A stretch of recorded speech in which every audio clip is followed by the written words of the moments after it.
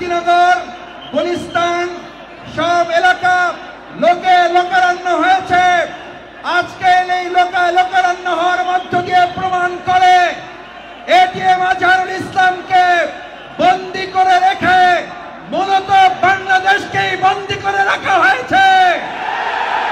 ATM Azharul ইসলামকে মুক্ত করে বাংলাদেশকে পরিপূর্ণ মুক্তির স্বাদ দেশের মানুষকে গ্রহণ করার সুযোগ দিতে হবে। জুলুমের বিদায় হয়েছে, সুতরাং মজলুম আর জেলখানায় থাকতে পারে না। জালিম বিতাড়িত হয়েছে, মজলুম জেলখানায় থাকতে পারে না।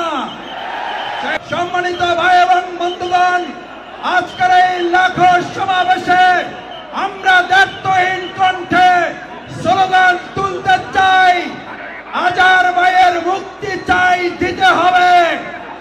আমাদের আজহার ভাইকে মুক্ত না করে এদেশের মানুষ ঘরে ফিরে যাবে না। আমরা জালিমের বিদায় করে মজলুমকে মুক্ত করা এই সময়ের সবচেয়ে বড় দাবি। এই দাবি আদায়ে বাংলাদেশ জামাত ইসলামী বাধ্য হয়ে আবার রাজপথে নেমেছে। রাজপথে যেহেতু নেমেছি, আজহার ভাইকে সাথে করে নিয়ে আমরা ঘরে ফিরে যাব।